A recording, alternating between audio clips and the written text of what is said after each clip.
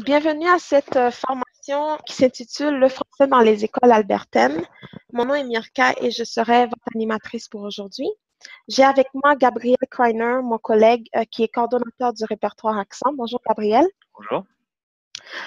Donc, quelques mots sur Gabriel. Il est albertain et c'est un ancien élève de deux écoles francophones de l'Alberta et il est finissant de l'Université d'Ottawa en administration publique et en études de francophonie.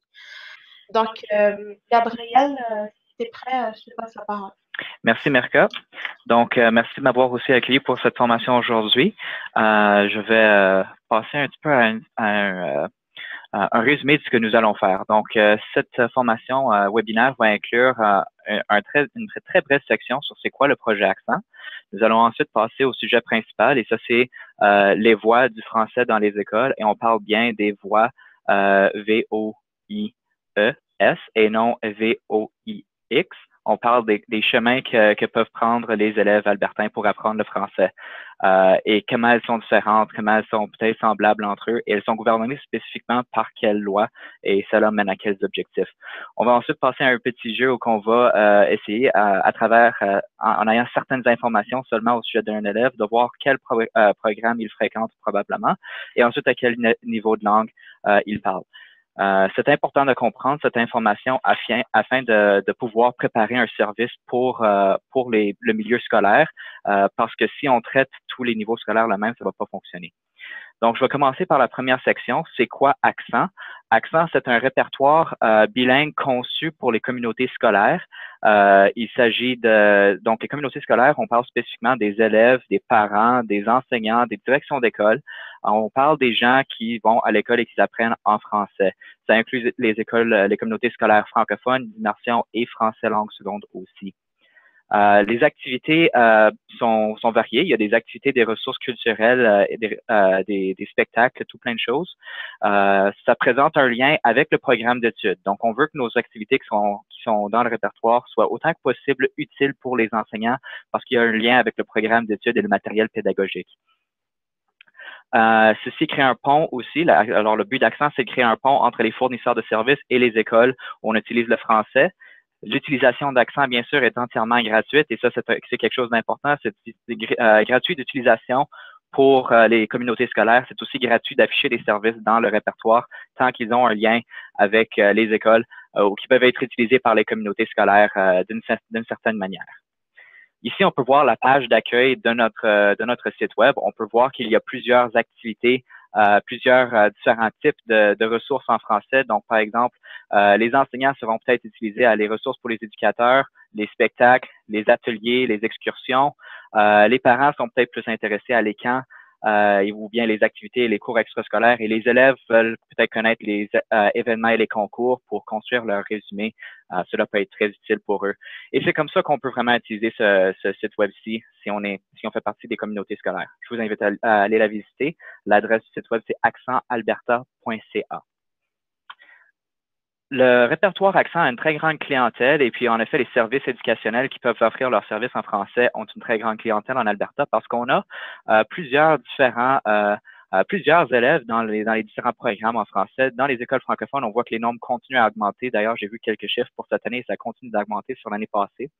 En immersion française, ça continue à augmenter ici. C'est un programme extrêmement intéressant et populaire chez la communauté albertaine. Et d'ailleurs, partout dans le pays, c'est très populaire, les programmes d'immersion française.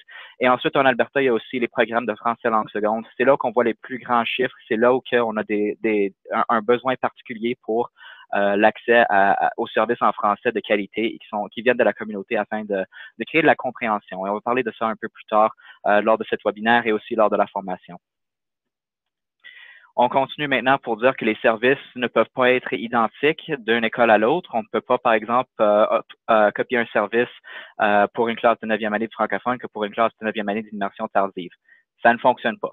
Ça va aller très, très mal parce que les niveaux de langue sont différents, les attentes des élèves sont différents, les attentes des professeurs sont différents, des enseignants, c'est-à-dire, et aussi les attentes des directions scolaires. Et c'est bien possible que si on répète simplement le même programme deux fois pour ces deux classes très différentes, que l'une d'elles va simplement pas vouloir reprendre le service. Ça peut être très conséquent pour les fournisseurs de services. C'est important de comprendre la différence entre le contexte de ces écoles-là et ensuite de comprendre l'approche. Et aujourd'hui, on va surtout parler au sujet du contexte qui mène au fait qu'on a des différents types de programmes. Et ensuite, lors de la formation, on va rentrer plus spécifiquement dans l'approche qu'on devrait avoir et puis comment on doit adapter notre service pour ces différents niveaux de langue, les objectifs et les besoins des élèves. Ça va être le plus le comment. Aujourd'hui, on parle surtout du pourquoi. Donc, j'avance pour dire que les voies dans les écoles albertaines sont gouvernées par plusieurs contextes légaux, par différentes lois, sont aussi gouvernées par différentes intentions. Elles sont gouvernées par des différentes institutions qui les gèrent aussi, différents conseils scolaires. On va parler de cela et exactement qu'est-ce que ça signifie dans quelques instants. Et la manière qu'on interagit avec ces voies-là va changer aussi en conséquence de ces lois-là et de ces politiques-là. La formation est basée sur des ressources qui existent sur le site d'Accent et qui sont eux-mêmes aussi basées sur des ressources et des informations qui viennent directement du site du gouvernement de l'Alberta. On va se baser sur quelques ressources du gouvernement fédéral aussi et du Parlement. Cependant, si vous êtes intéressé à trouver plus d'informations, trouver plus de détails, rendez-vous sur accentalberta.ca, cliquez sur « Pour les fournisseurs de services » et ensuite cliquez sur ressources. Et là, vous allez trouver tout plein de vidéos, des documents PDF, des sites web qui sont essentiellement ce de quoi cette formation est basée. On peut, en plus d'utiliser ces formations-là, cette information-là, on peut pardon, désolé, je viens de perdre ma pensée, mais on peut utiliser cela pour trouver un peu plus de comment gouverner ou comment adapter notre service aussi. Ça va être très utile. Ça, c'est vraiment une version condensée de toute cette information-là qu'on met dans une manière qui est plus facile à digérer pour le but de la formation. Donc, le choix, c'est un principe fondamental qui mène au fait qu'on a plusieurs différentes voies du français dans les écoles. Le choix, c'est un principe fondamental du système d'éducation albertain. C'est une valeur albertaine. C'est important de penser qu'il y a plusieurs différents types d'écoles. Il y a des écoles de chaire, des écoles virtuelles, des écoles hors établissement et à domicile. Et ça, c'est parce que les besoins des jeunes vont changer. Et la manière que les jeunes préfèrent apprendre va changer aussi. Et puis aujourd'hui, on va parler spécifiquement des différents programmes alternatifs de langue et aussi des différentes écoles, parce que il faut comprendre qu'il y a certaines écoles où on apprend le français, il y a certaines écoles anglophones avec des programmes de français à l'intérieur d'elles-mêmes. Et elles sont très différentes, on va y rentrer dans plus de détails. Mais on parle justement au sujet du choix, et c'est important de noter qu'une école n'est pas meilleure qu'une autre. Notre but ici, c'est pas de dire que l'école quelconque est meilleure que tous les autres. Le but ici, c'est d'expliquer pourquoi il y a des choix qui existent. Faut considérer qu'il y a seulement le meilleur choix pour chaque individu. Il n'y a pas la meilleure école. Et ce choix est basé sur beaucoup de facteurs. On ne peut pas tous les connaître. Chaque choix est simplement meilleur pour chaque enfant. C'est le choix aussi du parent en consultation avec l'élève. Ce n'est pas le choix de la direction d'école, ce n'est pas le choix de l'ACFA, ni d'Accent, ni des fournisseurs de services. Notre but ici, c'est pas de juger les écoles. Notre but, c'est de se préparer à offrir des bons services de qualité pour les écoles qui utilisent le français et tous les différents programmes qui utilisent le français. On continue maintenant avec le choix. Il faut voir aussi que les voies du français, il y a le français langue première pour les écoles francophones. Ça, c'est pour les élèves dont les parents sont francophones, qui sont ayant droit selon l'article 23. Ensuite, on a deux programmes, qui c'est des programmes de français langue seconde. Donc, ils conviennent aux élèves pour qui le français n'est pas la première langue. Mais on apprend le français par ces programmes quand même aussi, et il y a des objectifs de faire comprendre la culture et de faire comprendre la société francophone dans ces programmes-là aussi. Et on va en parler dans quelques instants aussi. Notez qu'il existe une différence à l'intérieur de ces écoles. Ce n'est pas tous les écoles francophones qui sont identiques, ce n'est pas tous les écoles d'immersion qui sont identiques, et ce n'est pas tous les cours de français langue seconde qui sont identiques. Ça, c'est vraiment important à comprendre afin de ne pas être surpris par un type d'école. Il y a une diversité au sein même des écoles et faut vraiment faire ces recherches, faut s'informer auprès de l'école avant d'offrir notre service pour comprendre c'est quoi les attentes spécifiques ou le contexte spécifique de chaque école. Et malgré qu'on va parler des politiques qui gouvernent les programmes, faut comprendre que ce n'est pas qu'elles ne sont pas absolues. Il y a des particularismes où il faut vraiment s'informer auprès des écoles. Si on continue maintenant, on peut voir un peu une sommaire de la structure scolaire. On peut voir qu'il y a des conseils scolaires qui gouvernent certains types d'éducation, qui gouvernent certains types d'écoles et l'enseignement du français. Les conseils scolaires qui existent en Alberta, ben, il y a des conseils scolaires publics selon la région. Il y a aussi des conseils scolaires séparés selon la région et des conseils scolaires francophones selon la région. Les conseils scolaires francophones aujourd'hui, il y en a qui gouvernent des écoles publiques et des écoles avec l'éducation religieuse, des écoles catholiques. C'est important de noter cela et d'aussi faire un peu de recherche sur cela si ça va être relié au thème qu'on présente dans les écoles. Mais il faut se souvenir qu'une école francophone est gouvernée par un conseil scolaire francophone et donc ils ont des objectifs francophones parce que ce conseil scolaire-là appartient et est gouverné par une communauté francophone. Le même peut être dit des conseils scolaires séparés et des conseils scolaires publics qui sont gouvernés par leur communauté. Et je veux aussi dire sur cela que l'éducation peut être religieuse du public, mais si on regarde aussi, l'éducation francophone se fait à travers les écoles francophones, mais il y a plusieurs types d'éducation de différentes voies du français dans les écoles qui n'appartiennent pas explicitement à la communauté francophone. Ils visent aussi les objectifs d'apprendre le français et on va en parler de ça aussi aujourd'hui. Bon, donc, qu'est-ce qui gouverne l'objectif d'enseigner le français en Alberta? Ça, c'est un sujet qui relève un peu de la Constitution et aussi un peu du gros bon sens et du travail que font certains organismes pour promouvoir l'éducation du français en Alberta. D'abord, il y a l'article 23 de la Charte canadienne des droits et libertés qui dit que la communauté francophone, que les parents dont la langue française est leur première langue ont le droit de faire éduquer leurs enfants en français aussi. L'Alberta reconnaît cela, c'est pour ça qu'on a des écoles francophones. Et ensuite, si on va plus loin que ça, dans le deuxième paragraphe de cette page ici, l'Alberta reconnaît aussi que le français est une des deux langues officielles, que l'apprentissage du français est important pour hausser les possibilités de vivre et travailler partout au Canada. C'est une valeur aussi pour agrandir la compréhension entre les communautés. Donc, ça rapporte un peu à la politique sur la langue française qu'on a passée il y a quelques mois. C'est important aussi de comprendre cela afin de voir que la société anglophone de l'Alberta peut aussi apprendre le français pour ces raisons-là. On va continuer maintenant pour regarder, on parle encore du choix. Qu'est-ce qui est le bon choix pour mon enfant? Si on regarde ici, on voit que les programmes où que le français est la langue seconde, que ce soit le cours ou le programme d'immersion, ça, c'est destiné aux enfants dont le français n'est pas la première langue. Le français langue première, ça, c'est destiné aux enfants des parents pour qui le français est la première langue apprise et encore comprise. Essentiellement, ce qu'on voit dans la Charte canadienne des droits et libertés selon l'article 23. Il y a 2 points qui sont ajoutés à cela. Et ça, c'est des particularités plutôt à comment la communauté, les communautés scolaires francophones se comportent. C'est que en Alberta, puisque l'enseignement du français n'était pas permis pendant longtemps, il y a du monde pour qui ils n'ont jamais eu l'accès à l'éducation en français et pour qui ce n'est plus leur première langue aujourd'hui. Ce monde-là, c'est ce qu'on les appelle parfois la génération perdue. Ils ont le droit dans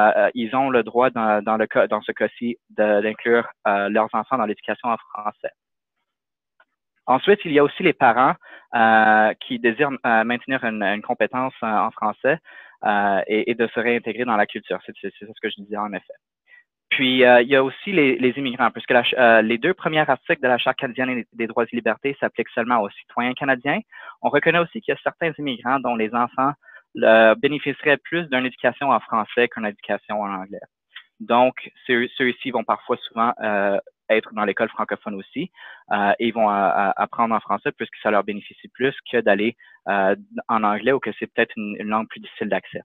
Et il faut aussi reconnaître que j'ai mis une séparation ici dans les 2 programmes parce que les programmes sont effectivement différents l'un de l'autre dans le sens que l'un est protégé par la Constitution. Le gouvernement albertain ne peut pas simplement éliminer ces écoles, ou en tout cas, il y aurait beaucoup de difficultés à le faire, tandis que les autres n'existent pas pour une raison constitutionnelle, mais plutôt pour une raison de vouloir apprendre le français dans le sens que cela présente un avantage économique et social et culturel pour ces jeunes-là.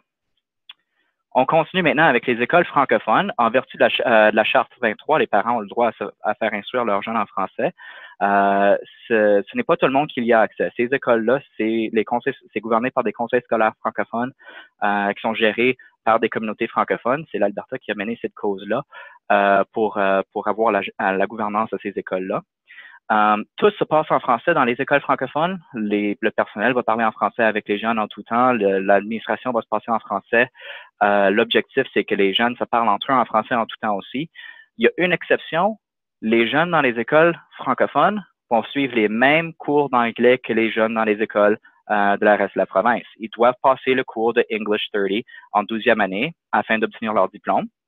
Ils doivent, et c'est l'exact même examen, ça va être corrigé de la même manière, que ce soit un élève francophone ou un élève dans le programme d'immersion ou tous les autres cours. C'est le cours d'anglais obligatoire. Donc, les enfants qui vont dans le programme francophone, ils vont apprendre l'anglais à travers ces cours-là. Ils commencent en 3e année et ils terminent en même place que tous les autres élèves de la province. Il y a aussi des programmes de francisation pour les enfants d'un endroit qui ne parlent pas le français. Il arrive parfois qu'il y a des jeunes qui ont le français est leur première langue, mais l'enfant lui-même ne parle pas français. C'est l'objectif de l'école d'enseigner cela.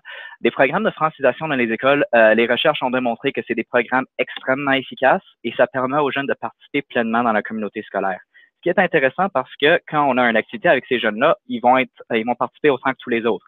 Même si leur niveau de langue n'est pas tout à fait égal, l'objectif de ces programmes-là, c'est qu'ils ont l'opportunité de participer et qu'ils apprennent le français de manière accélérée avec un peu d'appui. Et comme j'ai dit, les recherches démontrent que c'est vraiment efficace comme programme. Le niveau de langue qu'on va trouver dans les écoles, l'objectif des écoles, c'est qu'après avoir complété la 12e année, l'enfant aurait pleinement maîtrisé le français et l'anglais par biais des cours de English qui achèvent avec le cours de English 30. Donc, ça veut dire qu'ils vont être bilingues, il s'identifiera et s'intégrera dans la culture francophone. Et ça, c'est un sujet important, c'est que les écoles francophones, c'est pas juste le cas en Alberta, mais tous les écoles francophones du pays ont l'objectif de renouveler l'identité culturelle, de faire que les jeunes s'identifient à cette culture-là, l'apprécient, la connaissent et en font partie. C'est partout au pays, c'est pas juste ici. Mais c'est vraiment important comme sujet parce que c'est ça une des choses qui distingue les écoles francophones des autres programmes où on apprend le français en Alberta. Si l'enfant parle juste un peu français, on a dit encore une fois qu'il y a des programmes spéciaux pour cela. En passant à la francisation, c'est un des programmes disponibles dans les écoles francophones. Il y a plusieurs autres programmes qui sont disponibles à l'intérieur de cela. Et on peut s'informer auprès des conseils scolaires pour en apprendre un peu plus des autres choses, des programmes de sport, des autres programmes qui existent à l'intérieur des écoles francophones. On peut distinguer aussi l'existence des écoles francophones dans le sens que c'est des écoles et non des programmes. Les autres écoles qu'on va parler, les écoles d'immersion, en effet, c'est des écoles anglophones avec des programmes d'immersion.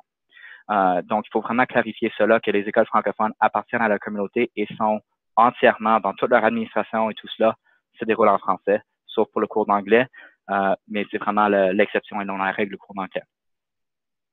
Les écoles francophones sont gouvernées par 4 conseils scolaires en Alberta qui sont divisés par région. Donc, on a le centre-nord, nord-ouest, centre-est et franco-sud. Et on peut voir le nombre d'écoles selon ce que j'ai pu trouver sur le site de la Fédération des conseils scolaires hier. Et puis, ces écoles-là sont francophones et on peut avoir une éducation publique ou une éducation religieuse à l'intérieur de certaines de ces écoles-là, dépendant. Donc, on peut s'informer auprès de l'école. Et ça le dit souvent assez clairement dans les missions de l'école ou dans les valeurs de l'école sur leur site web. Le site web de l'école, bien sûr, est là pour être lu par les parents et les gens qui sont intéressés à cette école-là. Donc, si on va offrir un service dans une école et la religion peut être un sujet qu'on se demande c'est quoi pour l'école, on peut s'informer directement auprès du personnel ou auprès du site web afin de mieux comprendre ce qu'on va rencontrer quand on arrive à l'école. C'est pas dans toutes les activités que ça sera pertinent, mais au cas où c'est pertinent, ça peut être utile. Maintenant, là où que le français n'est pas la première langue, les écoles qui sont gouvernées par des autorités anglophones, qui sont destinées à des élèves pour qui le français n'est pas la première langue, il existe beaucoup de différentes voies pour apprendre le français dans ces écoles-là. Il y a des programmes d'immersion qui vont commencer en première année ou en maternelle. Il y a des programmes d'immersion qui vont commencer en 7e ou en 6e année et ils vont aller jusqu'à la 12e année. Donc, ça, c'est déjà 2 différentes voies pour l'immersion seulement. Ensuite, il y a des cours de français langue seconde qui commencent en 4e année ou en 10e année. Et puis, ça montre encore une fois d'autres différentes voies par laquelle on va apprendre le français dans les écoles où le français, ce n'est pas la première langue de ces jeunes-là. On va aussi parler des écoles à 1 voix, des écoles à 2 voix ou voix multiples et les centres d'immersion. Qu'est-ce que ça signifie exactement ces types d'écoles-là? Parce que en réalité, il y en a plusieurs et ça peut mener à un peu de confusion. Mais le type d'école peut avoir une influence assez importante sur le niveau de langue des élèves et aussi sur le contexte scolaire de cette école. Et on va en parler en plus de détails afin de bien maîtriser cela et de savoir quelles questions poser avant d'offrir notre service dans ces écoles-là. Ou bien même avant de ramasser le téléphone pour les appeler puis proposer ce service-là. On se rappelle encore une fois que la raison pourquoi ça existe de l'apprentissage en français dans les écoles où que le français n'est pas la première langue, c'est parce que c'est une langue officielle du Canada. L'objectif, c'est que les jeunes apprennent le français pour pouvoir se débrouiller, pour pouvoir vivre et travailler partout au Canada et au monde, et favoriser une compréhension entre les cultures d'expression française et anglaise au Canada. Il y a beaucoup d'opportunités pour les jeunes Canadiens qui sont bilingues. Il y a beaucoup d'opportunités d'étudier, de travailler, et c'est simplement quelque chose qui enrichit. D'ailleurs, si à un jeune âge, on apprend plusieurs langues, c'est plus facile au cours de la vie d'en ramasser plusieurs après cela. Donc, c'est pour ça que c'est vraiment intéressant pour les parents anglophones, pour les parents dont les enfants ne parlent pas le français, de s'intéresser à ces programmes-là.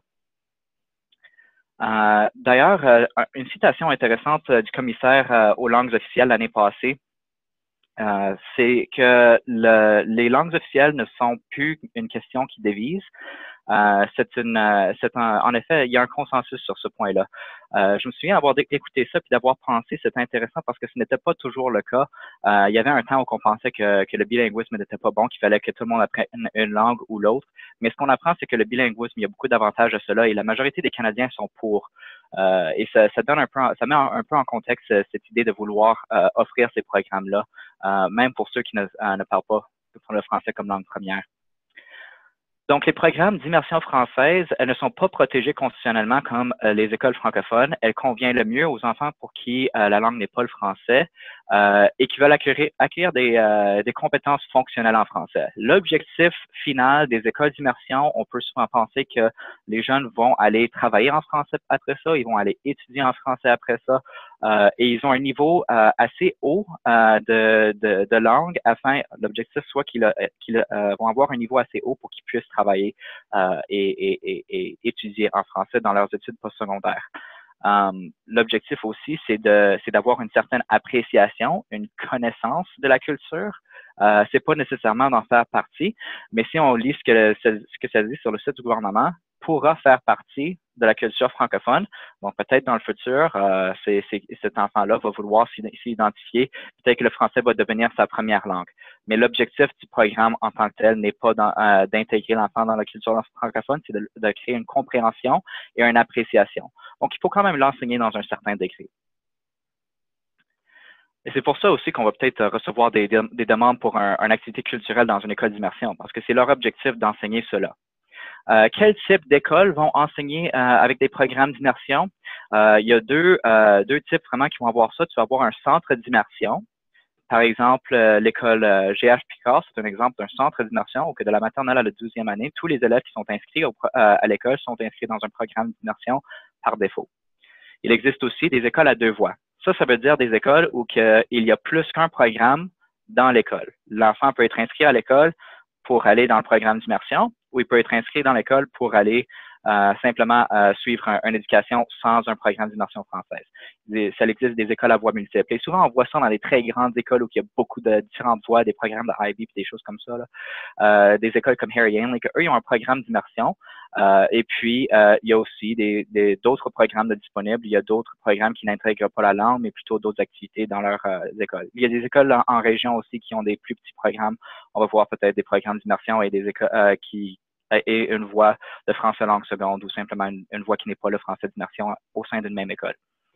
Ça peut déterminer beaucoup de choses. Et puis, on peut voir aussi que dans les écoles à deux voies, il y a un besoin d'appui particulier pour développer et puis faire travailler ces programmes-là, parce que c'est pas nécessairement tout le monde dans l'école qui suit la mission d'apprendre le français ou bien qui est en train d'étudier dans le programme d'immersion. Donc, il y a un besoin particulier pour appuyer les programmes à l'intérieur de cela. L'immersion peut être précoce, ça veut dire que ça peut commencer en première année ou maternelle et ça va jusqu'à la 12e année. Dans ces cas-là, on voit des cas vraiment intéressants des jeunes qui vont apprendre assez vite le français, même si c'est pas une langue parlée à la maison. Et on va trouver aussi que ils vont développer un niveau de langue assez avancé aussi. C'est vraiment surprenant de voir à quel niveau ils sont capables d'apprendre le français lorsqu'ils le parlent seulement à l'école. Une des choses, c'est que puisqu'ils sont exposés à plus d'heures d'apprentissage en français, si c'est précoce, c'est simplement dit le nombre d'heures où on apprend le français, les études démontrent que c'est corrélé au niveau de langue et puis à la compétence en français de ces enfants-là. Donc, la logique nous dit simplement que ça va être quelque chose d'important et qu'on va souvent avoir un niveau de français plus avancé avec des jeunes pour qui apprennent le français dans l'entrée précoce. Il n'y a pas d'exigence d'entrée pour ces programmes-là. C'est vraiment le choix des parents de mettre leurs enfants dans cela.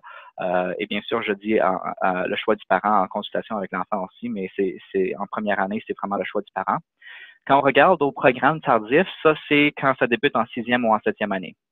Là, on va voir des caractéristiques plus particulières des élèves. C'est souvent le choix de l'élève d'aller dans un programme comme cela. Ça va être plus difficile parce qu'ils vont apprendre la langue en même temps qu'ils vont essayer de l'utiliser pour leur apprentissage. On va voir des enfants qui sont prédisposés à apprendre un nouveau langage, qui ont des habiletés très fortes déjà en anglais, qui ont un intérêt pour apprendre le français et apprendre des habiletés d'études nouvelles, qui veulent prendre des risques, qui aiment ça, avoir un défi. Et on va voir des jeunes aussi qui ont une tolérance pour le changement et pour l'ambiguïté.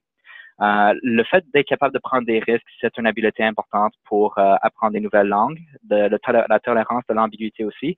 Parce que si on veut tout le temps que tout soit spécifique, on va vouloir rester là où on est confortable et c'est pas aussi facile à ce point-là d'apprendre une nouvelle langue. On peut s'attendre à ce qu'il y ait une progression rapide du développement du français, mais ce n'est pas sans ces défis. Ces jeunes-là, quand ils commencent dans ce programme-là, ont des exigences accrues pour les premiers mois. Et c'est quelque chose souvent que les familles doivent planifier, que tout d'un coup, l'enfant, en plus de poursuivre ses études régulières, est en train d'apprendre une nouvelle langue au complet dans cela aussi. Mais éventuellement, ils vont souvent rejoindre les mêmes programmes que les jeunes qui font l'immersion précoce dans les années qui suivent. Par contre, faut être conscient de cela et maintenant qu'on connaît un petit peu la différence entre ces deux programmes-là, on peut savoir à quoi s'attendre si notre enseignant pour laquelle la classe où on présente dit c'est une classe de 7e année d'immersion précoce. Ils connaissent probablement déjà assez bien le français avec un niveau de langue intermédiaire. S'il dit c'est une classe de 7e année avec l'immersion tardive, ça fait pas longtemps qu'ils sont en train de l'apprendre, donc on peut voir un niveau de langue plus débutant. Et il faut être prêt à comprendre cela. On va parler lors de la formation le 8 décembre de qu'est-ce que ça veut dire et comment on peut mieux se préparer à cela. Il faut faire attention aussi aux heures d'enseignement en français parce que ce n'est pas toutes les écoles qui ont les moyens d'enseigner tous les heures en français ou un nombre très grand d'heures en français. En 10e à la 12e année, le gouvernement recommande entre 80 et 40% des heures en français. Ça veut dire déjà qu'il y a une assez grande gamme. Généralement, je pense que si j'avais mon document ici, on recommande à un niveau plus jeune que ce soit plus d'heures et ensuite ce pourcentage-là diminue au fur que le jeune progresse à travers les années scolaires. Mais juste si on a un programme d'immersion où que 80% des cours sont en français, sauf le cours d'anglais, ça c'est beaucoup de français. Ça veut dire qu'il y a beaucoup d'heures d'exposition en français. Ça veut dire qu'il va probablement avoir un niveau de langue plus haut. Si c'est juste le cours de français que l'enfant apprend dans le programme d'immersion et peut-être un autre cours, c'est beaucoup moins d'heures. Ça veut dire que le niveau de français est généralement pas aussi grand. Il y a une corrélation là encore une fois. Faut être conscient de cela et c'est peut-être une question qu'il faut poser à l'enseignant lorsqu'on dit combien d'heures ou bien quel pourcentage est-ce que les jeunes de votre classe parlent français. Ça va vous donner une idée un petit peu de combien que ces jeunes-là vont parler en français à l'école. C'est important aussi de considérer que dans les écoles à 2 voix ou à voix multiples, c'est possible que le directeur d'école ne parle pas français et qu'il y a un directeur adjoint ou un enseignant qui est en charge du programme d'immersion. Ça, c'est utile à savoir parce que c'est plus les enseignants qui vont être à l'aise de parler du niveau de langue des élèves, qui vont plus être conscients de qu'est-ce que ça signifie, le niveau de langue des élèves. C'est pas pour dire qu'il faut ignorer le directeur de l'école, mais il faut être conscient que si le directeur lui-même ne parle pas français, il est peut-être pas la personne la plus équipée pour répondre à vos questions afin de préparer votre service pour cette école-là. c'est très utile de savoir, de s'assurer de parler à la personne qui travaille directement dans le programme d'immersion au sein de l'école pour comprendre le niveau de langue et les besoins spécifiques des élèves. Donc, encore une fois, il faut faire sa recherche avant de rentrer dans l'école.